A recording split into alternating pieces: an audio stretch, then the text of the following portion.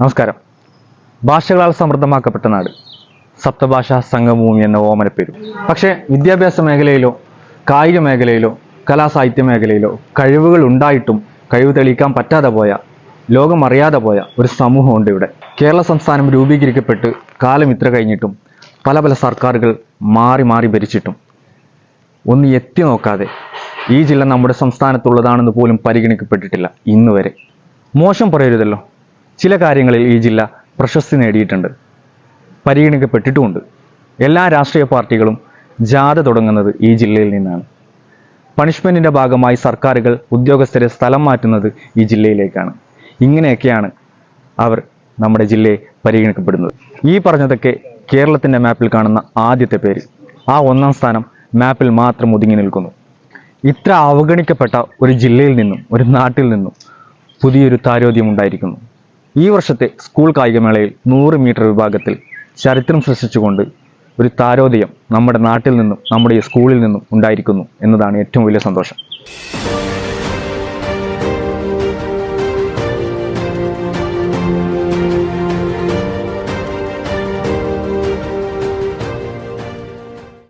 ആ നേട്ടത്തെ ഇന്ന് ഈ നാടും നാട്ടുകാരും ആഘോഷിക്കുകയാണ്.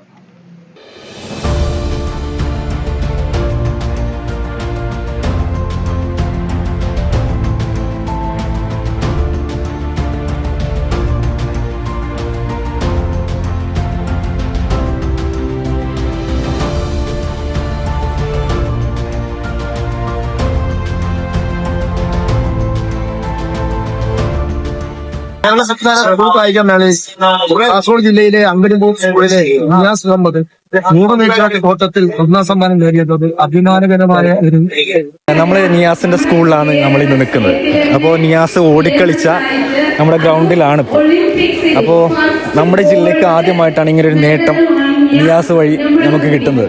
അപ്പോൾ അതുകൊണ്ട് തന്നെ മേഡം ഇപ്പോൾ സ്വീകരണ വേദിയിൽ മേഡം ഇപ്പോൾ പറഞ്ഞു അതിനു വേണ്ടിയിട്ടുള്ള കായിക താരങ്ങൾക്ക് വളർന്നു വരാൻ വേണ്ടിയിട്ടുള്ള ഗ്രൗണ്ടും കാര്യങ്ങളും ആധുനിക സംവിധാനങ്ങളും ചെയ്തു കൊടുക്കുന്നുള്ളത് ജില്ലാ പഞ്ചായത്തിൻ്റെ കീഴിൽ നിന്ന്. അത് ഒരു വാഗ്ദാനത്തിൽ ഒതുങ്ങി നിൽക്കുമോ? ഇല്ല, ഇപ്പോൾ തന്നെ ഞങ്ങൾ പദ്ധതി റിവൈസ് ചെയ്യുന്നുണ്ട്. ഞാനിതാ വണ്ടിയിൽ കയറിയിട്ട് അപ്പോൾ തന്നെ നമ്മുടെ പ്ലാൻ JS സന്തോഷോട് പറഞ്ഞു, നിയാസ് അഹമ്മദ്, അതായത് സംസ്ഥാന കായികമേളയിൽ 100 മീറ്റർ ഓട്ടത്തിൽ സ്വർണ്ണ മെഡൽ കരസ്ഥമാക്കിയ നിയാസ് അഹമ്മദ് കളിച്ചു വളർന്ന അങ്കഡിവർ school ground, Niyas Ahmed model ground എന്നോ അല്ലെ നിയാസ് അഹമ്മദ് കോർട്ട് എന്നോ മാറ്റിക്കൊണ്ട് അതിന് 25 ലക്ഷം രൂപ മാറ്റിവെക്കണം. ഇത് ഡെവലപ്പ് ചെയ്യാൻ വേണ്ടി 10 ലക്ഷം രൂപ ഈ വർഷവും 15 ലക്ഷം രൂപ അടുത്ത വർഷം. കാരണം ഇപ്പോൾ മൊത്തം പൈസ വെച്ചാൽ ഇപ്പോൾ നമുക്ക് ചെലവഴിക്കാൻ പറ്റൂല. ഇപ്പോൾ ഈ വർഷം നമ്മൾ തുടക്കം കുറിക്കും, അടുത്ത മാർച്ച് ഏപ്രിലോട് കൂടി അത് പൂർത്തീകരിക്കും. അത്തരത്തിലുള്ള നിർദ്ദേശം ഇപ്പോൾ കൊടുത്തു കഴിഞ്ഞു. മാഡം, ഇപ്പോൾ കാസർഗോഡ് ജില്ലയിൽ കലാപരമായിട്ടും കായികപരമായിട്ടും ഒരുപാട് പിന്നോക്കം നിൽക്കുന്ന ഒരു ജില്ലയാണ്. അപ്പോൾ അതിന് പ്രത്യേകിച്ച് ഗവൺമെന്റിന്റെ ഭാഗത്ത് നിന്ന് എന്തെങ്കിലും ഊന്നൽ കൊടുക്കുന്നുണ്ടോ? ഇപ്പോൾ കാസർഗോഡ് ജില്ല കലാപരമായിട്ടും കായികപരമായിട്ടും പിന്നോക്കം നിൽക്കുന്ന ജില്ലയല്ല. കാരണം ഈ റിസൾട്ടുകൾ മാത്രം മതി കാസർഗോഡ്. അങ്ങനെയുള്ള ആൾക്കാർ പുറത്തു വരുന്നില്ല, അതാണ് പ്രശ്നം. അങ്ങനെയുള്ള ആൾക്കാരെ നമ്മൾ പ്രോത്സാഹിപ്പിക്കണം. കാരണം കഴിഞ്ഞ വർഷം ജില്ലാ പഞ്ചായത്ത് ഈ ഒരു പ്രശ്നം അറിഞ്ഞുകൊണ്ടാണ് ഈ കായിക താരങ്ങൾക്ക് പരിശീലനം കൊടുക്കാൻ അവരുടെ കുടുംബത്തിന് നല്ല സാമ്പത്തിക പ്രയാസമുണ്ട്. കാരണം സാമ്പത്തികമായിട്ട് നല്ല ഫീസ് കൊടുക്കണം. ഓക്കെ മാം, അപ്പോൾ ഇനി മുതൽ നമ്മുടെ ഈ സ്കൂളിന്റെ ഗ്രൗണ്ട് എന്ന് അറിയപ്പെടും. അപ്പോൾ ഭാവി വളർന്നു വരുന്ന താരങ്ങൾക്ക് പ്രതീക്ഷിക്കാം. കഴിഞ്ഞ പ്രാവശ്യം മരിച്ച ഒരു കുട്ടിക്ക് വേണ്ടിയിട്ടാണ് അവിടെ ഒരു ഫ്രീ ഫാബ് ബിൽഡിംഗ് കെട്ടിയത്. അത് നമ്മളെ എന്താ കുട്ടിയുടെ പേര്? മിൻഹ ബിൽഡിംഗ് എന്നാണ് അതിനെ അറിയപ്പെടാൻ വേണ്ടി ഞങ്ങൾ പറഞ്ഞു. ആ പാർക്ക്, മിൻഹയ്ക്ക് ഒരു പാർക്ക് നിർമ്മിച്ചിട്ടുണ്ട്. Thank you.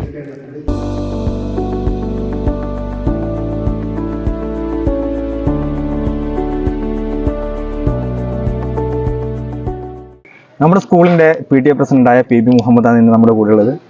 അപ്പോൾ സർ, കുറച്ച് മാസങ്ങൾക്ക് മുമ്പ് നമ്മുടെ സ്കൂളിന് വലിയൊരു ദുരന്തം ഉണ്ടായിരുന്നു നമ്മുടെ സ്കൂളാണത്.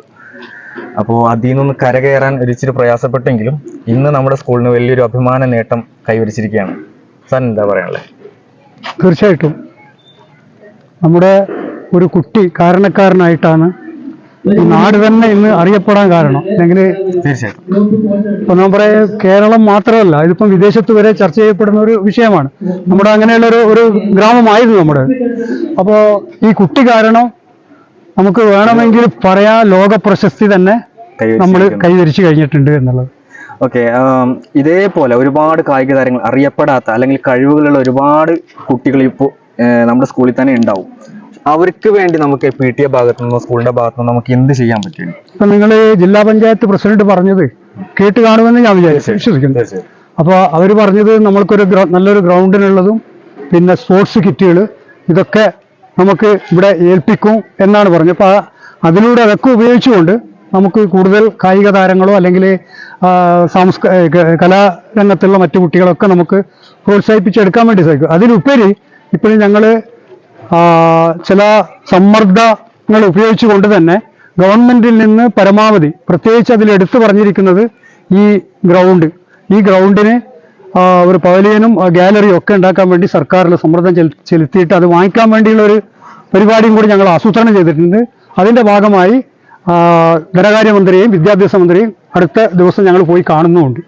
ഓക്കെ, ഇപ്പോൾ ഗ്രൗണ്ട് മാത്രമല്ല, നമുക്ക് പരിശീലിക്കാൻ വേണ്ടിയിട്ടുള്ള ഗ്രൗണ്ട് മാത്രമല്ല, അതിനു വേണ്ടിയുള്ള ഒരു മെന്റൽ ഒരു സ്ട്രെങ്ത് കുഞ്ഞുങ്ങൾക്ക് അല്ലെങ്കിൽ ഒരു മെന്റലി ഉള്ളൊരു കോച്ചിങ് ഒരു കാര്യങ്ങളൊക്കെ കുട്ടികൾക്ക് കൊടുക്കേണ്ടതുണ്ട്. അതിലോട്ട് കായികപരമായിട്ടുള്ള ഇൻട്രസ്റ്റിലോട്ട് പിള്ളേരെ എത്തിക്കേണ്ടതുണ്ട്. അപ്പോൾ അതിനു വേണ്ടിയിട്ടുള്ള ഒരു കായിക പരിശീലകനെയോ അല്ലാന്നുണ്ടെങ്കിൽ അതുപോലത്തെ കാര്യങ്ങൾ എന്തെങ്കിലും ഭാഗത്തുനിന്ന് ചെയ്യുമോ? നിർഭാഗ്യമെന്ന് പറയട്ടെ, നമുക്കൊരു PT മാഷ് ഇവിടെ ഇല്ല. അപ്പോൾ ആ PT മാഷ് ഇവിടെ കൊണ്ടുവരാൻ വേണ്ടി, ഞാൻ നേരത്തെ പറഞ്ഞ ആ കൂട്ടത്തിൽ PT മാഷ് ഇവിടെ കൊണ്ടുവരാൻ വേണ്ടി നമ്മൾ ശ്രമിക്കുന്നുണ്ട്. അടുത്ത് തന്നെ ഒരു PT മാഷ് ഇവിടെ നിയമിക്കപ്പെടും എന്ന ശുഭപ്രതീക്ഷയിലാണ്. ഒരു PT മാഷ് ഇല്ലാതെയാണ് ഇന്ന് നിയാസ് ഈ ഒരു അച്ചീവ്മെന്റിലേക്ക്. അതെ.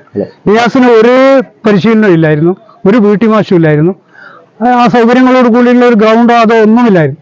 ആ കുട്ടി തൻ്റെ എന്താ പറയുക സ്വന്തം ഇച്ഛാശക്തി കൊണ്ട് നേടിയെടുത്ത ഒരു വിജയമാണ്. അതിൽ ആ കുട്ടി എത്ര അഭിനന്ദിച്ചാലും തികയില്ല. അപ്പോൾ PTA ഭാഗത്ത് നിന്ന് എല്ലാവിധ സപ്പോർട്ടും തീർച്ചയായിട്ടും PTA എന്തൊക്കെ ചെയ്യാൻ സാധിക്കുമോ, ഈ ഒരു വർഷത്തിനുള്ളിൽ ഇവിടെ എന്തൊക്കെ കൊണ്ടുവരാൻ വേണ്ടി സാധിക്കുമോ അത് കൊണ്ടുവരും. അതിന് നാട്ടുകാരുടെയും മറ്റ് മാധ്യമങ്ങളുടെയും ഒക്കെ, രാഷ്ട്രീയക്കാരുടെയും മാധ്യമങ്ങളുടെയും ജനപ്രതിനിധികളുടെ ഒക്കെ പിന്തുണ നമുക്ക് ആവശ്യമാണ്.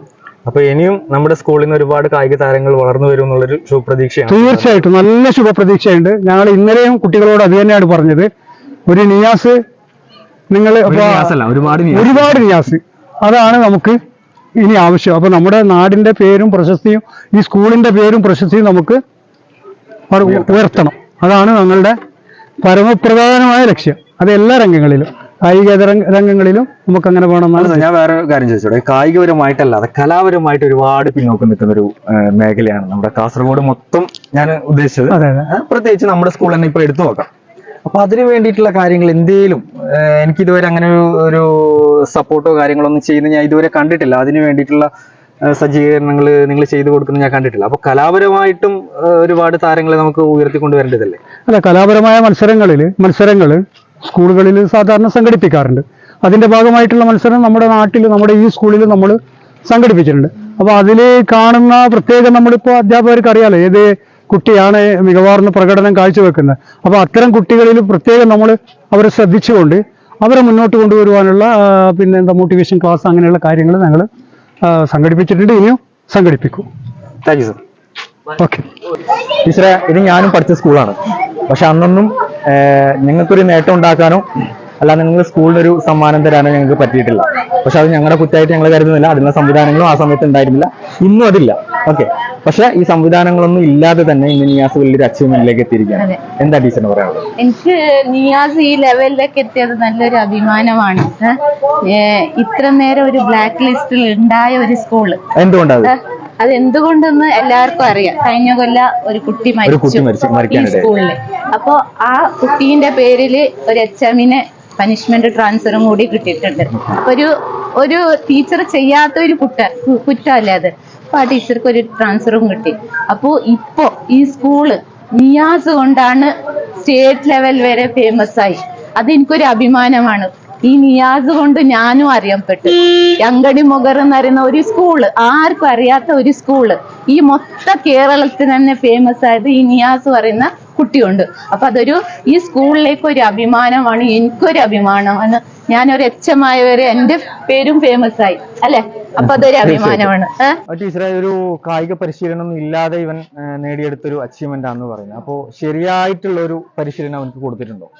ശരിയായിട്ടെന്ന് പറഞ്ഞെങ്കിൽ ഡിസ്ട്രിക്ട് ലെവലിൽ അവന് ജയിച്ച ശേഷം 3 ദിവസം നീലേശ്വര കൊണ്ടുപോയിട്ട് PT സാറാണ് സിന്തടെക്കിൽ ഒന്ന് ഓടാനുള്ള 3 ദിവസത്തെ റെസിഡൻഷ്യൽ ക്യാമ്പാണ് കൊടുത്തത്. അത്രേ ഉള്ളൂ, വേറെ ഒന്നും ഞങ്ങളെ സ്കൂളിൽ നിന്ന് അത്രേ കൊടുക്കാൻ പറ്റും. ബേസിക് ആയിട്ടുള്ള നോളേജ് പോലും ആ 3 ദിവസത്തിനുള്ളിൽ. മൊത്തത്തിൽ കാസർഗോഡ് ജില്ലക്ക് ആകെ 3 ദിവസം എല്ലാവരും കഴിച്ച 3 ദിവസം ക്യാമ്പ് വെച്ചിട്ടുള്ളൂ.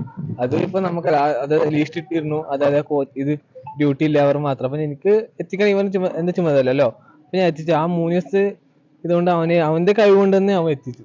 പ്രത്യേക ഒരു പരിശീലനം ഒന്നും കൊടുക്കുകയാണെങ്കിൽ അതിന്റെ ട്രാക്കും കാര്യങ്ങളൊന്നും ഇല്ല. പൊതുവെ ഇവനെ പോലെ തന്നെ നല്ല കുട്ടികൾ ഉണ്ടാവും കഴിവില്ല, പക്ഷെ അവർക്ക് ഈ സിന്തറ്റിക് ഒരു പരിചയമില്ല. ആ 10-70 കിലോമീറ്റർ പോകണം ഇവിടുന്ന് നീലേശ്വരത്ത്. അത് ആ 3 ദിവസം ക്യാമ്പ് ഉണ്ടായിച്ചു. ഇപ്പോ PT സാർ എന്ന നിലയിൽ സാർ ഇപ്പോ എത്ര കാലമായിട്ട് ഇപ്പൊ ഇവിടെ വർക്ക് ചെയ്യുന്നുണ്ട്? വന്നതേ ഉള്ളൂ. അപ്പൊ നേരത്തെ PTA പ്രസിഡന്റ് പറഞ്ഞതുപോലെ അതിനു മുമ്പ് ഒരു പരിശീലനം നേടാൻ വേണ്ടിയിട്ടുള്ള ഒരു PT സാർ ഉണ്ടായിരുന്നില്ലേ സ്കൂളിൽ, അത് യാഥാർത്ഥ്യമാണ്. ഇപ്പോൾ ഈ കഴിഞ്ഞ മാസങ്ങളിലാണ് ഇപ്പോൾ സാറ് ഇങ്ങോട്ടേക്ക് സ്കൂളിലോട്ട് ട്രാൻസ്ഫർ ആയി വന്നിരിക്കുന്നത്. അപ്പോൾ ശരിക്കും പറഞ്ഞാൽ ഒരു പരിശീലകന്റെ ഒരു സഹായം ഇതുവരെ കിട്ടിയിട്ടില്ല.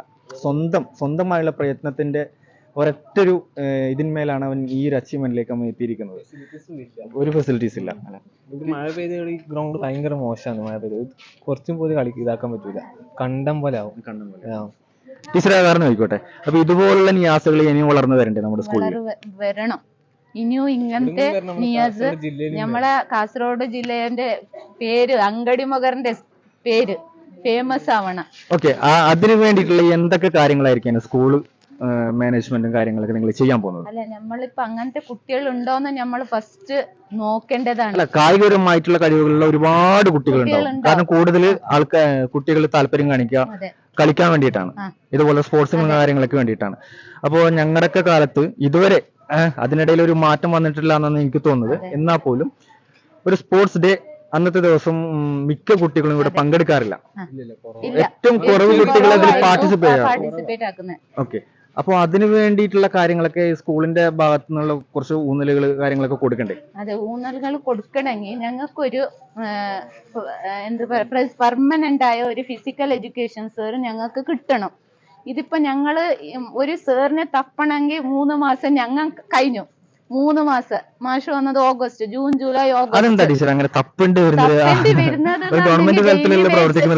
ഡെയിലി പെർമനന്റ് ടീച്ചേഴ്സ് ഇല്ല. പിന്നെ ഒരു ടീച്ചർ എടുക്കണമെങ്കിൽ കേട്ടിട്ട് ക്വാളിഫൈഡ് ആയിരിക്കണം. സാധാരണ കുറെ ആള് കേട്ടിട്ട് ക്വാളിഫൈഡ് ആയിരിക്കൂല. ഒരു ടീച്ചർ ഡെയിലി വേജസ് എടുക്കണമെങ്കിൽ കേട്ടിട്ട് ക്വാളിഫൈഡ് ഇല്ലെങ്കിൽ നമുക്ക് കുറച്ച് പ്രശ്നമാവും. അതുകൊണ്ട് കുറെ പ്രാവശ്യം നമ്മൾ ഈ പ്രാവശ്യം പേപ്പറിൽ കൊടുത്ത് പിന്നെ ലാസ്റ്റ് മൊമെന്റിലാണ് ശുഭരാജ് സാർ കിട്ടിയത്. ഞമ്മക്ക് അതൊരു ഭാഗ്യമാണ്. കുറച്ചെങ്കിൽ എന്തായെങ്കിൽ കിട്ടുന്നുണ്ടെങ്കിൽ ശുഭരാജ് സാറിന്റെ അടുത്തായിരിക്കും ഈ കുട്ടിക്ക് കിട്ടിയത്. ഞാൻ പറയാൻ ഉദ്ദേശിക്കുന്ന മനസ്സിലാവുന്നുണ്ടാവും. അപ്പൊ ഞമ്മക്ക് ഈ സ്കൂളിന്റെ PT റൂം എന്ന് പറഞ്ഞെങ്കിൽ നിങ്ങൾക്ക് കണ്ടു അവിടെ എക്വിപ്മെന്റ്സ് ഇല്ല. ഞാൻ പറഞ്ഞു പൈവളിക നഗറിനാണ് ഈ പ്രാവശ്യം ഞാന് കൊണ്ടുവന്നിട്ട് ഇവിടെ സ്പോർട്സ് ഡേ നടത്തിയത്. അതേപോലെ എക്വിപ്മെന്റ്സിന്റെ കുറവുണ്ട്. ഒരു പെർമനന്റ് ഫിസിക്കൽ എഡ്യൂക്കേഷൻ സാറിന്റെ കുറവുണ്ട്. അപ്പോ ഇങ്ങനെയുള്ള കുറവുണ്ടാവും. ടീച്ചറെ, ഈ ഒരു കുറവ് എന്ന് പറയുന്നത് ഇന്നോ ഇന്നലെയോ ഉണ്ടായിട്ടുള്ളതല്ല. ഒരുപാട് കാലങ്ങളായിട്ട് ഈ ഒരു കുറവുകളുണ്ട്. എന്തുകൊണ്ട് ഇതുവരെ അതൊരു നികത്താൻ പറ്റാത്തൊരു അവസ്ഥ വന്നു എന്നാണ് ചോദിക്കുന്നത്. നിയമിക്കാതെ തന്നെ ഒരുപാട് കാലമായി ഒരുപാട് സ്കൂളിൽ ഇതുപോലെ വേക്കൻ്റ് ആയി കിടക്കുകയാണ്. എത്രയോ കായിക അധ്യാപകർ ഇങ്ങനെ പരിശീലനം കിട്ടിയിട്ട് പിന്നെ അങ്ങനെ പുറത്തു നിൽക്കുന്നുണ്ട്. അവരെ ഗവൺമെന്റ് തലത്തിൽ അവരെ അപ്പോയിൻമെന്റ് ചെയ്യാൻ ഗവൺമെന്റ് താല്പര്യം എടുക്കാത്തത് കൊണ്ടാണ് പലപ്പോഴും ഇങ്ങനെ കിട്ടാതെ വരുന്നത്. അതാണ് എൻ്റെ പ്രശ്നം. ഇപ്പോൾ ഒരു നാടകം നടക്കുന്നുണ്ടെങ്കിൽ അതിന്റെ സ്ക്രിപ്റ്റ് മുതൽ അതിന്റെ ആക്ടിങ് വരെയുള്ള കാര്യങ്ങൾ എങ്ങനെ അവതരിപ്പിക്കണോ എന്നുള്ളത് ടീച്ചേഴ്സിന്റെ കയ്യിലാണുള്ളത്. അപ്പോൾ അതിനുള്ള ശരിയായിട്ടുള്ളൊരു പ്രാക്ടീസ് മെത്തേഡും കാര്യങ്ങളൊക്കെ ടീച്ചേഴ്സിന്റെ ഭാഗത്ത് ഉണ്ടാവേണ്ടതാണ്. അപ്പോൾ അങ്ങനെ ഒരു കാര്യങ്ങളൊക്കെ നടക്കുന്നുണ്ടോ സർ? അല്ല, അത് നാടകം പിന്നെ സ്കൂൾ തലത്തുകളിൽ നല്ല ഉഷാറായിട്ട് നടക്കും. പക്ഷെ സബ് ജില്ലാ തലങ്ങളിൽ പോകുമ്പോൾ നമ്മുടെ സ്കൂളിനെ സംബന്ധിച്ചിടത്തോളം വളരെ പാവപ്പെട്ട കർഷക തൊഴിലാളികളുടെയും കൂലിപ്പണിക്കാരുടെയും മക്കളാണ് അധികവും പഠിക്കുന്നത്. അപ്പോൾ ഈ നാടകത്തിനൊക്കെ പല ക്യാഷുകളും ഇതിനു വേണ്ടി ചിലവ് വരുന്നുണ്ട്. അപ്പോൾ അത് എടുക്കാൻ വേണ്ടി നമ്മൾ സർക്കാർ സ്കൂളാണ്, ഇതിന് വേറൊരു ഫണ്ടില്ല. നമ്മൾ ദൈനംദിന ചിലവിന് വേണ്ടി തന്നെ കുട്ടികളിൽ നിന്ന് പിന്നെ ഫണ്ട് ചെറിയ തോതിലാണ് പിരിക്കുന്നത്. അപ്പോൾ ഇങ്ങനെ നാടകം, dance, group dance, Mohiniyattam, Bharatanatyam പോലെയുള്ള ഡാൻസ് ഐറ്റമുകളിലൊക്കെ വളരെയധികം പണച്ചെലവ് വരുന്നത് കൊണ്ട് കുട്ടികൾ സ്വയം പിന്മാറുകയാണ് ഇതിന് ചെയ്യുന്നത്. മറ്റ് സ്കൂളുകൾ, എയ്ഡഡ്, അൺഎയ്ഡഡ് പോലെയുള്ള സ്കൂളുകൾ അത് ഒരുപാട് പണം ചെലവഴിച്ചുകൊണ്ടാണ് അവർ ഈ മത്സരത്തിൽ പങ്കെടുപ്പിക്കാറുള്ളത്. അപ്പോൾ സർക്കാർ സ്കൂളായതുകൊണ്ട് തന്നെ നമ്മുടെ എല്ലാ മത്സരങ്ങളും അധികവും ഗ്രൂപ്പ് ഐറ്റങ്ങളിലൊക്കെ ഈ സ്കൂളിൽ തന്നെ ഒതുങ്ങിപ്പോകാറാണ് ചെയ്യാറുള്ളത്. അതൊരു യാഥാർത്ഥ്യമാണ്. കുട്ടികൾ ഇപ്പോൾ നല്ല കഴിവുള്ളവരുണ്ട്, പക്ഷെ ഇൻഡിവിജ്വലായിട്ട് പോകുന്നുണ്ടെങ്കിൽ അവരെങ്ങനെ കണ്ടെത്താൻ പറ്റും? ഇൻഡിവിജ്വലിൽ നമുക്കറിയാം സ്കൂൾ തലങ്ങളിലെ മത്സരം, അത് കഴിഞ്ഞാൽ സബ് ജില്ല, ജില്ല, അങ്ങനെ പോകും. പിന്നെ അതിൽ വേറെ പ്രത്യേകമായിട്ട് പിന്നെ കണ്ടെത്തേണ്ട ആവശ്യം. നമ്മളിവിടെ നല്ല കുട്ടികളെ, മെച്ചപ്പെട്ട കുട്ടിയെയാണ് സബ് ജില്ലാ തലങ്ങളിൽ എത്തിക്കുന്നത്. അപ്പോൾ അവിടെ നിന്ന് മെച്ചപ്പെട്ട കുട്ടിയെ സ്റ്റേറ്റുകളിലും പിന്നെ ജില്ലകളിലും സ്റ്റേറ്റുകളിലൊക്കെ മത്സരിപ്പിച്ച് അവരുടെ കഴിവിനെ പുറത്തെടുക്കാറാണ് ചെയ്യുന്നത്. ടീച്ചറെ, ഒരുപാട് അഭിമാനം തോന്നുന്നുണ്ടല്ലേ? എന്ത് പറയാനാണ്? ഈ ക്ലാസ് ടീച്ചറാട്ടോ, നിയാസിന്റെ ക്ലാസ് ടീച്ചറാണത്. ടീച്ചറിന്റെ പേര് ഹരിപ്രിയ. ടീച്ചറിന്റെ സ്ഥലം എവിടെ? സീതാങ്കുളി. ഓക്കെ. ടീച്ചർ നിയാസിനെ കുറിച്ചിട്ട് ഒന്ന് രണ്ട് വാക്ക്. ടീച്ചർക്ക് ഭയങ്കര ഇൻട്രോവേർട്ട് ആണെന്ന് എനിക്കറിയാം, എന്നാൽ പോലും നിയാസ് നല്ലൊരു അനുസരണയുള്ള വെൽ ഡിസിപ്ലിൻഡ് ആയിട്ടുള്ള ഒരു കുട്ടിയാണ്. പിന്നെ എന്റെ ക്ലാസ്സിലെ കുട്ടിക്ക് തന്നെ ഈ ഒരു നല്ലത് പറയണമെന്ന് നിർബന്ധമുള്ളതുകൊണ്ട് പറയാണോ? എന്റെ ക്ലാസ്സിലുള്ള ഈ കുട്ടിക്ക് തന്നെ ഈ ഒരു നേട്ടം കിട്ടിയതിൽ ഭയങ്കരമായിട്ട് അഭിമാനം തോന്നുന്നു. അപ്പൊ ഇനിയും ഒരുപാട് കുട്ടികളെ ഇതുപോലെ ടീച്ചർക്കും കൂടി അഭിമാനിക്കാവുന്ന രീതിയിലുള്ള കുട്ടികളെ വളർത്തി എടുക്കണം. ഈ വർഷത്തെ സ്കൂൾ കായികമേളയിൽ 100 മീറ്റർ വിഭാഗത്തിലെ ഓട്ടത്തിൽ സ്വർണം നേടിക്കൊണ്ടാണ് ഇദ്ദേഹം ഇന്ന് വന്നിരിക്കുന്നത്. ഒരു സ്വർണ്ണ ജേതാവാണ്, വിന്നറാണ്. മാത്രമല്ല ഒരു പുതുചരിത്രം സൃഷ്ടിച്ചുകൊണ്ടാണ് ഇദ്ദേഹം നമ്മുടെ കാസർഗോഡ് ജില്ലയിലേക്ക് കടന്നു വന്നിട്ടുള്ളത്. അപ്പോൾ വേറെ ആരുമല്ല, അഹമ്മദ് നിയാസാണ് ഇന്ന് നമ്മുടെ കൂടെ ഉള്ളത്. നിങ്ങളുടെ വാർത്താ മാധ്യമങ്ങളിൽ കൂടെയൊക്കെ കണ്ടിട്ടുണ്ടാവും, ഒരുപാട് പേര്, എല്ലാ ആൾക്കാരും കണ്ടിട്ടുണ്ടാവും എന്നാണ് വിചാരിക്കുന്നത്. കാരണം ഒരുപാട് പരിമിതികൾ മറികടന്നുകൊണ്ട്, ഒരുപാട് പ്രശ്നങ്ങൾ മറികടന്നുകൊണ്ടാണ് ഇത് സ്വർണം നേടി കാസർഗോഡിൻ്റെ അഭിമാനമായി മാറിയിരിക്കുന്നത്. അപ്പോൾ ഇന്ന് കാസർഗോഡ് വളരെയധികം സന്തോഷിക്കുകയും ആഘോഷിക്കുകയും ചെയ്യുന്നുണ്ട്. കാരണം വേറൊന്നുമല്ല, നിയാസ് ഒരു മെഡൽ കൊണ്ട് വന്നതുകൊണ്ട് മാത്രമല്ല. അപ്പോൾ നിയാസ് ഒരുപാട് നേരത്തെ പറഞ്ഞതുപോലെ ശാരീരികമായി ഒരുപാട് വെല്ലുവിളി നേരിടുന്ന ഒരു ആളാണ്. അപ്പോൾ ഒരു കാഴ്ചാപരിമിതിയുണ്ട്, വിചാരിക്കുന്ന പോലെ ഒരു ചെറിയ രീതിയിലല്ല എന്ന് ഞാൻ വിചാരിക്കുന്നു. കാഴ്ചാപരിമിതി അല്ലേ? വളരെ കൂടുതൽ, ഒരിച്ചിരി കൂടുതൽ എന്തായാലും കാഴ്ചാപരിമിതി ഉണ്ട് നിയാസിന്. അപ്പോൾ അതൊക്കെ മറികടന്നുകൊണ്ടാണ് ഈ നേട്ടം കൈവരിച്ചിരിക്കുന്നത്. അപ്പോൾ ശരിക്കും പറഞ്ഞാൽ നിയാസല്ലേ റിയൽ ഹീറോ. മറ്റൊരു കാരണം എന്താണെന്ന് വെച്ചാൽ നിയാസിന് ശരിയായിട്ടുള്ളൊരു പരിശീലനമോ ലഭിച്ചിട്ടില്ല ഇതുവരെ. അപ്പോൾ അതൊന്നും ഇല്ലാതെ തന്നെയാണ് നിയാസ് ഈ ഒരു നേട്ടം കൈവരിച്ചിരിക്കുന്നത്. അപ്പോൾ നിയാസിനോട് തന്നെ ബാക്കി കാര്യങ്ങൾ നമുക്ക് ചോദിച്ചറിയാം. നിയാസിന് എന്തൊക്കെ വെല്ലുവിളികൾ നേരിടേണ്ടി വന്നിട്ടുണ്ട് ഈ ഒരു അച്ചീവ്മെൻറ്റിൽ? കാഴ്ചയുടെ പ്രശ്നമുണ്ടായി, പിന്നെ മറ്റു ജില്ലയിൽ പോയിട്ട് പങ്കെടുക്കും, അതിൻ്റെ ഒരു പേടിയുണ്ട്. കാഴ്ച പരിമിതി ഉള്ളതുകൊണ്ട് ബുദ്ധിമുട്ടുണ്ടായിരുന്നാണ് പറഞ്ഞത്. പിന്നെ ആദ്യമായിട്ടാണ് പിന്നെ മറ്റൊരു ജില്ലയിലോട്ട് പോയി മത്സരിക്കുന്നത് അല്ലേ? ആദ്യമായിട്ടാണ്. അപ്പോൾ അതിൻ്റെ ഒരു പ്രശ്നം ഉണ്ടായിരുന്നു എന്നാണ് പറഞ്ഞത്. നിയാസിൻ്റെ ശക്തി എന്തായിരുന്നു? പാരൻസിന് ശക്തി, നാട്ടുകാർ സപ്പോർട്ടല്ല. ഓക്കെ, പാരൻസ് ആണ് നിയാസിൻ്റെ ശക്തി എന്നാണ് പറയുന്നത്. തീർച്ചയായിട്ടും അത് നമുക്ക് കണ്ടു, പാരൻസിൻ്റെ സപ്പോർട്ടിങ് കാര്യങ്ങളൊക്കെ എത്രത്തോളം ഉണ്ടായിരുന്നു എന്നുള്ളത്. അപ്പോൾ നിയാസിന് പാരൻസ് മാത്രമാണോ സപ്പോർട്ടിങ്ങിന് ഉണ്ടായിരുന്നത്, അല്ലെങ്കിൽ മറ്റാരെങ്കിലും ഉണ്ടായിരുന്നോ? പാരൻസ് സപ്പോർട്ട് ചെയ്യുന്നുണ്ടായി, പിന്നെ അധ്യാപകർ, നാട്ടുകാർ അവരുടെ നല്ല സപ്പോർട്ടുണ്ട്. നിയാസിനെ മറ്റാരെങ്കിലും വന്ന് കണ്ടോ? പ്രമുഖരായിട്ടുള്ള ആരെങ്കിലും, വ്യക്തികൾ ആരെങ്കിലും ഒന്ന് കണ്ടോ, സംസാരിച്ചോ, ഫോണിൽ വിളിക്കുക, അങ്ങനെ എന്തെങ്കിലും ചെയ്തിട്ടുണ്ടോ? നമുക്ക് MLA കുഞ്ഞമ്പു, MLA അഷ്റഫ്, അവരൊക്കെ. മന്ത്രിമാരും വിളിച്ചിട്ടില്ല ഇതുവരെ? ഇല്ല. ഓക്കെ. പിന്നെ നിയാസിൻ്റെ അതായത് ഇപ്പോൾ ഒരു പരിശീലനം കിട്ടിയിട്ടില്ല എന്നാണ് പറഞ്ഞത്. അപ്പോൾ ഇതിൻ്റെ ബേസിക് ആയിട്ടുള്ളൊരു കാര്യങ്ങളുണ്ടല്ലോ, എങ്ങനെ ഓടണം, എങ്ങനെ നിൽക്കണം, എങ്ങനെ സ്റ്റാർട്ട് ചെയ്യണം, എങ്ങനെ എൻഡ് ചെയ്യണം എന്നുള്ള കാര്യങ്ങളൊക്കെ ഉണ്ടല്ലോ. അപ്പോൾ അതൊക്കെ എങ്ങനെയാണ് നിയാസിന് ആരാ പഠിപ്പിച്ചെന്ന്? അത് ഞാൻ ഇന്ന് ലക്ഷ്യത്ത് 3 ദിവസത്തെ ക്യാമ്പിന് പോയിട്ടുണ്ടായി. അപ്പോൾ ആടുന്ന ഒരു ചെലുത്തന്നു. അതായത് നീലേശ്വരത്തെ അവസാനത്തെ 3 ദിവസത്തെ ക്യാമ്പിലാണ് കറക്റ്റായിട്ട് എങ്ങനെയാണ് ഇതിൻ്റെ ബേസിക് ആയിട്ടുള്ള കാര്യങ്ങളൊക്കെ പഠിപ്പിച്ചത് അവിടുന്ന് അല്ലേ? അങ്ങനെയല്ല, 3 ദിവസത്തെ ക്യാമ്പിൽ ഒരു സ്റ്റാർട്ടിങ്ങും ഫിനിഷിങ്ങും പഠിപ്പിച്ചു. ഓക്കെ, ശരി. അപ്പോൾ ശരിക്കും പറഞ്ഞാൽ ഈ 3 ദിവസത്തെ ക്യാമ്പ് മാത്രമാണ് നിയാസിന് കിട്ടിയിട്ടുള്ളതെന്നാണ് പറയുന്നത്? 3 ദിവസത്തെ ക്യാമ്പ് മാത്രമേ. പിന്നെ ഇവിടെ സ്കൂൾ ഗ്രൗണ്ടിൽ ഞാനും എൻ്റെ ഫാമിലിയിലെ ഒരാളും പോയിട്ട് പ്രാക്ടീസ് ആക്കി. അതായത് നമുക്ക് ഒരു ആധുനികമായിട്ടുള്ള അല്ലാത്ത ഒരു മഡായിട്ടുള്ള ഒരു ഗ്രൗണ്ടിൽ കൂടെ അല്ലേ, ആ ഒരു ഗ്രൗണ്ടിൽ കൂടെ ഓടിയിട്ടുള്ളൊരു പരിചയം മാത്രമേ ഉള്ളൂ നിയാസിന് സത്യം പറഞ്ഞാൽ അല്ലേ? അവസാനമായിട്ട് നിയാസിൻ്റെ എയിം എന്താ? ഇന്ത്യക്ക് വേണ്ടി ഒളിമ്പിക്സിൽ പങ്കെടുക്കണം. അത് ഇച്ചിരി ഉറക്കത്തിൽ പറ. ഇന്ത്യക്ക് വേണ്ടി ഒളിമ്പിക്സിൽ പങ്കെടുക്കണം. യെസ്, നിയാസിൻ്റെ ആഗ്രഹം എന്ന് പറഞ്ഞാൽ ഇനി ഒളിമ്പിക്സിൽ ഇന്ത്യക്ക് വേണ്ടിയിട്ട് പങ്കെടുക്കുക എന്നുള്ളതാണ്, ഇന്ത്യക്ക് വേണ്ടിയിട്ടൊരു മെഡൽ നേടുക എന്നുള്ളതാണ് നിയാസിൻ്റെ ആഗ്രഹം. അപ്പോൾ ആഗ്രഹം സാധിക്കട്ടെ. അപ്പോൾ നിയാസിൻ്റെ ഫാമിലിയും കൂടി നമ്മളോടൊപ്പം ഉണ്ട്. അപ്പോൾ അവരോടും കൂടി കുറച്ച് കാര്യങ്ങൾ ചോദിച്ചറിയാനുണ്ട്. അപ്പോൾ നമ്മുടെ കൂടെയുള്ളത് നിയാസിൻ്റെ ഫാമിലിയാണ്. നിയാസിൻ്റെ വാപ്പ ഹമീദ്, പിന്നെ നിയാസിൻ്റെ വാപ്പയുടെ ഉമ്മയാണിത്, നിയാസിൻ്റെ ഉമ്മയാണ്. അപ്പോൾ കുറച്ച് കാര്യങ്ങൾ അവരോട് ചോദിച്ചറിയാനുണ്ട്. ഹമീദ് ഭായ്, അപ്പോൾ നിയാസിന് മെഡൽ കിട്ടി. കുറേ ദിവസമായിട്ട് നിങ്ങളുടെ ഒരു ബൈറ്റ് എടുക്കാൻ വേണ്ടിയിട്ട് നമ്മൾ ശ്രമിച്ചുകൊണ്ടിരിക്കുകയാണ്, കിട്ടുന്നില്ല. ഓരോ ദിവസം ഷെഡ്യൂൾ വെച്ച് രാവിലെ ഉച്ചയ്ക്ക് വൈകുന്നേരം ഷെഡ്യൂൾ വെച്ച് പരിപാടികളാണ് അല്ലേ? അപ്പോൾ ജീവിതത്തിൽ ഇപ്പോൾ മെഡൽ കിട്ടുന്നതിന് മുമ്പും ശേഷമുള്ളൊരു വന്ന മാറ്റം എന്താ? ജീവിതത്തിൽ വന്ന മാറ്റം എന്താ? ഒരുപാട് മാറ്റമുണ്ടെന്ന് വെച്ചാൽ പൊതുവെ എല്ലാവർക്കും, കാരണം ഇതൊരു വലിയൊരു സംഭവമാണല്ലോ. ഇപ്പോൾ ഞങ്ങൾക്ക് ആദ്യമായിട്ടാണ് ഇങ്ങനൊരു സംഭവം ഫീൽ ചെയ്യുന്നത്, നമുക്ക് അനുഭവിച്ചതിന് ശേഷം ഇത്രയും വലിയൊരു സംഭവം ആണെന്ന് അറിയുന്നതും ഇപ്പോഴാണ്. കാരണം ഓരോ ദിവസവും ആൾക്കാർ വിളിച്ചുകൊണ്ടും ഡേറ്റ് ചോദിച്ചുകൊണ്ടും അനുമോദന ചടങ്ങുകളും സ്വീകരണ ചടങ്ങുകളും അങ്ങനെ ഒരുപാട് ആൾക്കാർ തിരിച്ചറിയാൻ തുടങ്ങി. അതായത് നിയാസിനെ പ്രത്യേകിച്ച് എല്ലാവരും തിരിച്ചറിയുന്നുണ്ട്. ടൗണിൽ പോവുകയാണെങ്കിലും റെയിൽവേ സ്റ്റേഷനിൽ പോവുകയാണെങ്കിലും ഞങ്ങൾ അവിടെ നിന്ന് തിരിച്ച് മെഡൽ വാങ്ങിയിട്ട് വരുന്ന സമയത്താണെങ്കിലും സർട്ടിഫിക്കറ്റ് വേണം തിരിച്ചു പോകുന്ന സമയത്ത് ഒരുപാട് ആൾക്കാർ നിയാസിനെ തിരിച്ചറിയുന്നുണ്ട്.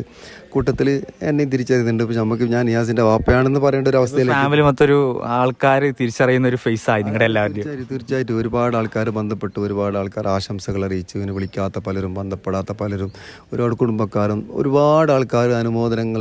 സെലിബ്രിറ്റീസ് ആരെങ്കിലും വിളിച്ചായിരുന്നു, അല്ലെങ്കിൽ പ്രമുഖരായിട്ടുള്ള ആൾക്കാരെങ്കിലും അങ്ങനെയെങ്കിലും? സെലിബ്രിറ്റീസ് അങ്ങനെ ആരും വിളിച്ചില്ല, അങ്ങനെ വിളിച്ചിട്ടില്ല. എങ്കിലും നാട്ടിലത്തെ പ്രാദേശിക നേതാക്കളൊക്കെ വിളിച്ചിട്ട് എല്ലാം അഭിനന്ദനങ്ങളും അങ്ങനെ കാര്യങ്ങൾ അറിയാം. അപ്പോൾ എന്നെ ഭയങ്കര സന്തോഷമാണ്. കാരണം നമ്മുടെ ജീവിതത്തിൽ ഒരു പുതിയ അനുഭവമല്ലേ, നല്ല സന്തോഷമുണ്ട്, നല്ലൊരു ഹാപ്പിയാണ്. അത് ചെറുപ്രായത്തിൽ ഒരു മകനോ മകളോ നമ്മുടെ വീട്ടിലേക്ക് വലിയൊരു സന്തോഷം കൊണ്ടുവരുന്നതെന്ന് പറയുന്നത് പാരൻസിന് വലിയൊരു അനുഗ്രഹമാണ് അല്ലേ? അത് നമുക്ക് പറഞ്ഞറിയിക്കാൻ പറ്റാത്തൊരു ഹാപ്പിനെസ് ഉള്ളൊരു കാര്യമാണത്.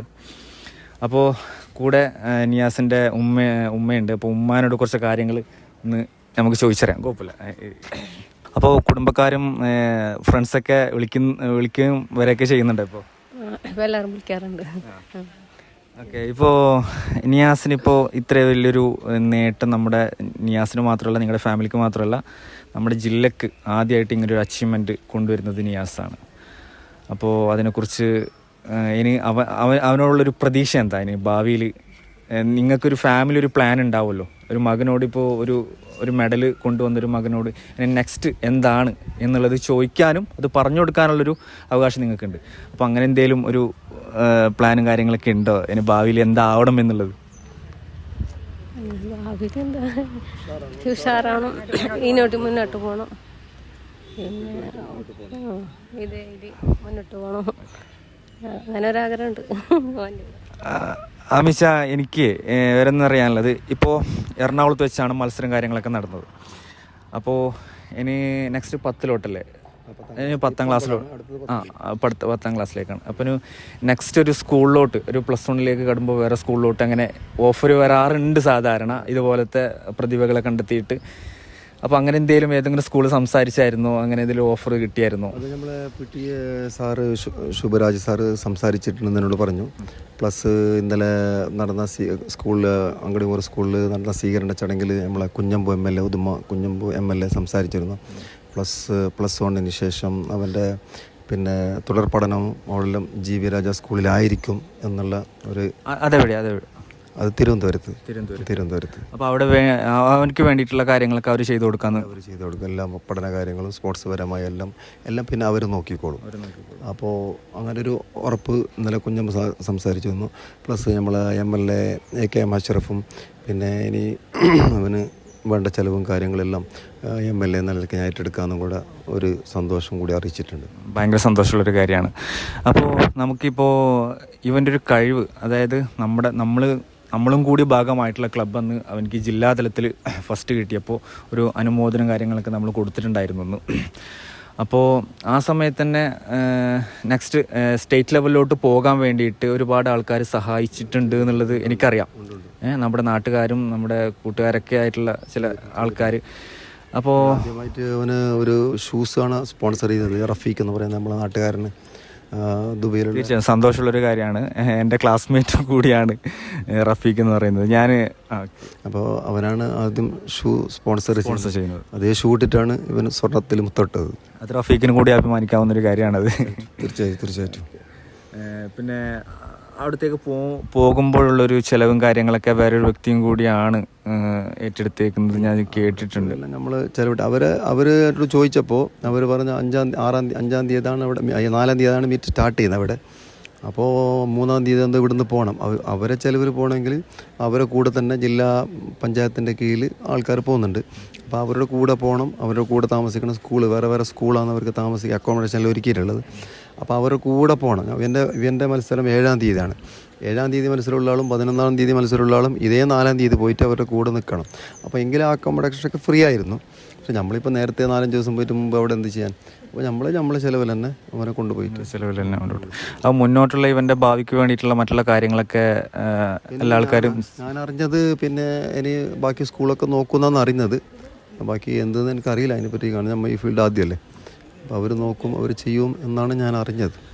ഓക്കെ, വെച്ചാൽ അവന് നമുക്കൊന്നും ചെയ്യാനുള്ള അവൻ്റെ സ്പെക്ട് അതാണ് ഞാൻ ചോദിക്കാൻ വന്നത്. അതായത് ഏതെങ്കിലും ഡോക്ടറെ കൺസൾട്ട് ചെയ്തിട്ടുണ്ടായിരുന്നോ? അവൻ്റെ ഇപ്പോൾ കണ്ണിൻ്റെ കാഴ്ചക്ക് ഇപ്പോൾ പരിമിതികളുണ്ട്. അപ്പോൾ അത് പൂർണ്ണമായിട്ട് ഭേദമാവുന്ന രീതിയിൽ എന്തെങ്കിലും ചികിത്സ കാര്യങ്ങൾ അങ്ങനെ എന്തെങ്കിലും ഉണ്ടോ? അതിൻ്റെ സാധ്യതകൾ നമ്മൾക്കറിയില്ല. അതൊരു നല്ലൊരു ഡോക്ടറെ കണ്ട് ചോദിച്ച് അറിഞ്ഞതിന് ശേഷം അതിനെപ്പറ്റി നമുക്ക് പറയാൻ പറ്റും. നമുക്കറിയില്ല. മുമ്പ് ഏതെങ്കിലും ഡോക്ടറെ കണ്ടായിരുന്നോ? അങ്ങനെ അപ്പോൾ ആ സമയത്തൊക്കെ എന്താ അവർ പറഞ്ഞത്? അല്ല, അവർ എന്ത് പറഞ്ഞതെന്ന് എനിക്ക് അന്ന് ഓർമ്മയില്ല. ഇപ്പം നമ്മൾ സാധാരണ ഒരു 5-6 മാസം കാണിക്കും, പിന്നെ എന്തെങ്കിലും ഈ പോയിൻ്റ് വ്യത്യാസം ഉണ്ടെങ്കിൽ അത് മാറ്റിയിട്ട് കണ്ണട മാറ്റും. ഇങ്ങനെ എന്ത് ചെയ്യുന്നത് നമ്മൾ കൂടുതൽ ആഴത്തിൽ ചോദിച്ചിട്ടില്ല. പക്ഷെ ഇപ്പോൾ ഇതെങ്ങനെ ചോദിക്കാൻ വേണ്ടി തോന്നി, സ്പെക്ട് ഒഴിവാക്കിയിട്ടുള്ള വല്ല ചികിത്സയുണ്ടോ, അതിൻ്റെ സാധ്യതകളുണ്ടോ എന്നെനിക്കറിയില്ല. അതൊന്ന് ഡോക്ടറോട് കാര്യമാർ ചോദിച്ചിട്ട് അതിനെപ്പറ്റി അറിയണം. തീർച്ചയായിട്ടും നമ്മുടെ ഈ വീഡിയോ കാണുന്ന ഏതെങ്കിലും ഡോക്ടേഴ്സ്, ഇതിൻ്റെ സ്പെഷ്യലിസ്റ്റ് ആയിട്ടുള്ള ഏതെങ്കിലും ഡോക്ടേഴ്സ് ഇത് കാണുന്നുണ്ടെങ്കിൽ അവർ നിയാസിനെ ബന്ധപ്പെടട്ടെ.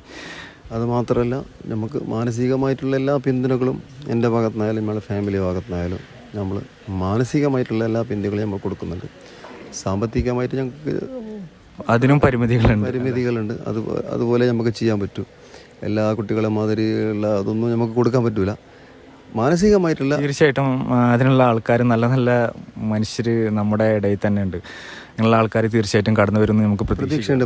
അങ്ങനത്തെ ആൾ മുന്നോട്ട് വന്നാൽ കൂടുതൽ ഇവൻ്റെ ഫ്യൂച്ചറിലേക്ക് നല്ലൊരു ഗുണകരമാകും എന്ന് തന്നെയാണ് ഞങ്ങൾ പ്രതീക്ഷ. അങ്ങനെ ഉണ്ടാവട്ടെ എന്ന് നമ്മൾ ആഗ്രഹിക്കുന്നു. തീർച്ചയായിട്ടും നമ്മുടെ ഒരു നാട്ടിലൊരു അത്ലറ്റ് ഉണ്ടാവുന്നു എന്ന് പറയുന്നത് വലിയൊരു അഭിമാനകരമായൊരു കാര്യമാണ്. അത് ചെറിയൊരു കാര്യമല്ല. ഒരു മെഡൽ എന്നതിലുപരി റെക്കോർഡും കൂടിയാണിത്. പിന്നെ ഒരു കാര്യം എന്താണെന്ന് വെച്ചാൽ, നിയാസ് ഈ മത്സരത്തിന് മുമ്പ് 100 മീറ്റേഴ്സ് റിലേ അല്ലേ ഉണ്ടായിരുന്നത്? 100 മീറ്റേഴ്സ് ആണോ? 4x100. Okay 4x100 റിലേയിലുണ്ടായിരുന്നു. പക്ഷേ ആ കാഴ്ചയുടെ പ്രശ്നം ഉള്ളത് കൊണ്ട് അന്ന് നിയാസിൻ്റെ കയ്യിൽ നിന്ന് ബാറ്റിൽ താഴെ വീണു. അവസാനം ഏറ്റവും ലാസ്റ്റായിട്ടാണ് അന്ന് എൻഡ് ചെയ്തത്. അപ്പോൾ തോറ്റുപോയടുത്തുനിന്ന് തുടങ്ങിയതാണ്. അത് അന്നത്തെ ദിവസം തന്നെയാണോ? ഒരു ദിവസം മുമ്പ്, അതായത് മെഡൽ കിട്ടുന്നതിന് ഒരു ദിവസം മുമ്പാണ് ആ റിലേ മത്സരം ഉണ്ടായിരുന്നത്. അന്ന് എൻ്റെ പ്രശ്നം കൊണ്ട്, അതായത് കാശിയുടെ പ്രശ്നം കൊണ്ട് അങ്ങനെ സംഭവിച്ചു പോയി. പക്ഷേ ആ ഒരു പ്രശ്നം അതിലേക്കാൾ വലിയൊരു സന്തോഷത്തിൻ്റെ ചവിട്ടുപടിയായിരുന്നു എന്നുള്ളത് പിറ്റേ ദിവസം നമുക്ക് മനസ്സിലാവുകയും ചെയ്തു, അല്ലേ? അത് വലിയൊരു ഉയർത്തെഴുന്നേൽപ്പാണത് സത്യം പറഞ്ഞാൽ. പിന്നെ നിയാസിൻ്റെ മാമയാണ് കൂടെയുള്ളത്. നമ്മൾ വാർത്തകളിലൊക്കെ ശരിക്കും നിറഞ്ഞു നിന്നൊരു മുഖമായിരുന്നു മാമയുടെ. ഇങ്ങോട്ട് ഇത് പഴയ ആൾക്കാരായതുകൊണ്ട് ഒരിച്ചിരി ക്യാമറയുടെ മുന്നിലൊക്കെ സംസാരിക്കാൻ ഒരിച്ചിരി മടി ഉണ്ടാവും എന്തായാലും. എന്തായി, സന്തോഷമായപ്പോ? സന്തോഷം, ഭയങ്കര സന്തോഷം. അന്ന് വാർത്തകളിലൊക്കെ ഭയങ്കര ചിരിയും മുത്തം കൊടുക്കലും ഇതൊക്കെ ആയിരുന്നല്ലോ. ഇപ്പൊ അതിനാട്ടി കൂടുതൽ കരച്ചിൽ വരുന്നു. കരഞ്ഞോണ്ടേ ഉണ്ടാഞ്ഞു ഞാൻ. തീർച്ചയായും അത് സന്തോഷ കണ്ണീരല്ലേ, നല്ലത്. അത് കുടുംബക്കാരൊക്കെ വന്നു തുടങ്ങിയപ്പോ തുടങ്ങിയ മുമ്പ് പോരന്റെ ബാതിൽ അടിച്ചിട്ട് സാധാരണ ഉണ്ടായി. ഇപ്പൊ അടക്കം പറ്റും. ഫുൾ ടൈം തുറന്നിരിക്കുക. തുറന്നിട്ട് വീട്ടിലെ എല്ലാം പോലും എല്ലാം തുറന്നിട്ട്. ഇപ്പൊ നിയാസിന്റെ മാമയാന്ന് ഉമ്മാമയാന്ന് പറയാന് ഭയങ്കര അഭിമാനമാണ് ഇപ്പൊ, അല്ലെ? എല്ലായിടത്തും. അതെ. ഇപ്പൊ എല്ലായിടത്തും പോയാല് ശരിക്കും അത് നിയാസിന്റെ മാമയാണല്ലോ, അല്ലെ? നിയാസിന്റെ മാമ, നിയാസിന്റെ ജ്യേഷ്ഠൻ, നിയാസിന്റെ പാപ്പ. അല്ല, ശരിക്കും പറഞ്ഞാൽ അന്നത്തെ ആ ഇന്റർവ്യൂ ഉണ്ടല്ലോ, അന്ന് ആ മെഡൽ കിട്ടിയ ദിവസം വാർത്താ മാധ്യമങ്ങളിൽ കൂടെ കുറച്ച് പേരുടെ ഫേസ് ശരിക്കും ആൾക്കാർക്ക് പരിചിതമായിട്ടുണ്ട്. ഒന്ന് മുഹമ്മയുടെ മുഖവും നിങ്ങളുടെ മുഖവും, ഒന്ന് നിയാസിന്റെ മുഖവും. അത് പെട്ടെന്ന് ഒരാളും മറക്കുമെന്ന് എനിക്ക് തോന്നുന്നില്ല. പെങ്ങളും അളിയനും കാര്യങ്ങളൊക്കെ ഉണ്ടായിരുന്നു. ഓക്കെ. അപ്പൊ അവരും കൂടി ഉണ്ടായിരുന്നെങ്കിൽ കൂടുതൽ സന്തോഷമായിരുന്നു. ഇപ്പൊ അല്ലേ, നമ്മളെല്ലാം ഒന്നിച്ച് 10 പേരുണ്ടായിരുന്നു അവിടെ അവന്റെ കൂടെ ദൃക്സാക്ഷികളാകാൻ വേണ്ടിയിട്ട്. അവർക്കൊക്കെ ഭയങ്കര താല്പര്യമായിരുന്നു. അവർക്കൊക്കെ ഒരു വിശ്വാസമായിരുന്നു, കിട്ടും എന്നുള്ള ഒരു വിശ്വാസം ഉണ്ടായിരുന്നു. എന്റെ ഒരു അളിയൻ ഭയങ്കര സപ്പോർട്ടായിരുന്നു. ഭയങ്കര സന്തോഷം. ഭയങ്കര സപ്പോർട്ട് ഞങ്ങൾക്കും ഇത്. അപ്പോൾ ഇനി ഭാവി പരിപാടികൾ, ഇനി ഷെഡ്യൂൾ ചെയ്ത പരിപാടികളൊക്കെ എന്തൊക്കെയാണ്? ഇനി ഷെഡ്യൂൾ അനുമോദന ചടങ്ങുകളുണ്ട് ഒരുപാട്. അതായത് 30-ആം തീയതി വരെ പിന്നെ അനുമോദന ചടങ്ങുകൾക്ക് ഓരോ നാൾ വിളിച്ചുകൊണ്ടുണ്ട്. 30-ആം തീയതി വരെ ഉണ്ട്. ഇതുവരെ ഓരോന്ന് ചടങ്ങ്. ജില്ലാ പഞ്ചായത്തിൻ്റെ പിന്നെ ചടങ്ങുണ്ട് 21-ആം തീയതി. അതുപോലെ ഞങ്ങളെ ക്ലാസ്മേറ്റിൻ്റെ, അതായത് 92 ബാച്ചിൻ്റെ അനുമോദന ചടങ്ങുണ്ട്. അതൊക്കെ ഈ മാസമുണ്ട്. അങ്ങനെ ഒരുപാട് ആൾക്കാർ പോലെ ഇപ്പോൾ ക്ലബ്ബുകളിൽ ബുക്ക് ചെയ്ത് വെച്ചിട്ടുണ്ട്. അതെല്ലാം ഉണ്ട്. ഇപ്പോൾ എല്ലാ ദിവസവും 30 വരെ പരിപാടിയാണ്. അപ്പോൾ നിയാസിൻ്റെ പഠിത്തത്തിനും കൂടി അത് ബാധകമാവില്ല. ഇപ്പോൾ ഇനി ബാധിക്കൂലേ? എങ്ങനെയൊന്നും അറിയില്ല. ഒരുപാട് ക്ലാസ് മുടങ്ങി, ഇനിയും കുറച്ച് മുടങ്ങാതിരിക്കില്ല. അതൊക്കെ ഇവന് കവർ ചെയ്യുമെന്ന് വിചാരിക്കുന്നു. പഠിത്തത്തിൽ എങ്ങനെയാണ് നിയാസ്? ഉഷാറാണോ? ആവറേജ്. ഉഷാറെന്ന് പറയാനില്ല, ഇനിയിപ്പോൾ ഉഷാറാക്കി എടുക്കണം. രണ്ടും കൂടി ഉണ്ടെങ്കിലല്ലേ കാര്യം നടക്കൂ. ഉഷാറാക്കി എടുക്കണം. ഇൻഷാ അല്ലാഹ് റെഡിയാവും. നിയാസ് ഇച്ചിരി കൂടി സംസാരിക്കാൻ ഇങ്ങോട്ട് വാ. ഇച്ചിരി കൂടി ഒരു ഇൻട്രോവേർട്ടാണ് ആള്. നിയാസെ, നിൻ്റെ ഫാമിലിയുടെ സപ്പോർട്ടും കാര്യങ്ങളൊക്കെ നമ്മൾ എത്രത്തോളം ഉണ്ട് എന്നുള്ളത് നമ്മളിപ്പോൾ കണ്ടു. അത് മുമ്പേ കണ്ടതാണ്. അപ്പോൾ നിയാസിന് ഫാമിലിയോട് എന്തെങ്കിലും പറയാനുണ്ടോ? ഇത്രത്തോളം നിൻ്റെ കൂടെ ചേർത്ത് നിർത്തിയ നിൻ്റെ ഫാമിലിയോട്, നിൻ്റെ വാപ്പയോട്, നിൻ്റെ ഉമ്മയോട്, നിൻ്റെ ഉമ്മാമ്മയോടൊക്കെ എന്തെങ്കിലും പറയാനുണ്ടോ? സപ്പോർട്ട് തരണം. സപ്പോർട്ട് എൻ്റെ എല്ലാത്തിനും സപ്പോർട്ട് നിൽക്കും. എൻ്റെ വിജയം എന്ന് വെച്ചാൽ സപ്പോർട്ട് തന്നെയാണ്. ബാക്കിയെല്ലാം എല്ലാവർക്കും അറിയുന്നത് പോലെ പരിശീലനമില്ല, ബാക്കിയൊന്നുമില്ല. വെറും സപ്പോർട്ട്. 50% ഞങ്ങളെ സപ്പോർട്ടാണ്, 50% എൻ്റെ ഹാർഡ് വർക്കാണ്, മുന്നേറിയതാണ്. അപ്പോൾ അത് ഇനിയും ഞങ്ങൾക്ക് അതേ പ്രതീക്ഷയുണ്ട്. അതേ സപ്പോർട്ട് ഞങ്ങൾ കൊടുക്കും. അതേ ഇവൻ്റെ ആത്മവിശ്വാസം 50% അതും അവനിലുണ്ട്. അത് ഞങ്ങൾ നേടും എന്നുള്ള ശുഭപ്രതീക്ഷ പടച്ചോൻ തൗഫീഖ് ചെയ്ത് പ്രാർത്ഥിക്കുകയാണ്. തീർച്ചയായിട്ടും ആ ഒരു ആത്മവിശ്വാസം, സപ്പോർട്ടും കാര്യങ്ങളും ഫാമിലിയുടെ ഭാഗത്ത് നിന്ന് മാത്രം പോരാ, നമ്മളും കൂടി, നാട്ടുകാരും കാണുന്ന പ്രേക്ഷകരെന്ന് പറയുമ്പോൾ ഒരു അത്ലറ്റിൻ്റെ പ്രേക്ഷകരെന്ന് പറയുമ്പോൾ നമ്മുടെ ഒന്നെങ്കിൽ കേരളം അല്ലെങ്കിൽ ഇന്ത്യ മൊത്തമുള്ള ആൾക്കാരാണ്, എല്ലാ ആൾക്കാരാണ്. മാത്രമല്ല നമുക്ക് ഫുൾ സപ്പോർട്ടാണ് ഇക്കാര്യത്തിൽ. നാട്ടിലെ നമ്മളെ വീട്ടിലെ കുടുംബക്കാർ, പിന്നെ നാട്ടിലെ ആൾക്കാർ, ക്ലബ്ബുകൾ, രാഷ്ട്രീയ പാർട്ടികൾ, പിന്നെ മദ്രസ അധ്യാപകർ, വിദ്യാർത്ഥികൾ, പിന്നെ എൻ്റെ ഫ്രണ്ട്സ് എന്ന് വേണ്ട നാട്ടിലെ കാസർഗോഡ് ജില്ല മൊത്തം സപ്പോർട്ട്. പ്രത്യേകിച്ച് ആരോടെങ്കിലും ഈ സമയത്ത് നന്ദി പറയാനുണ്ടോ?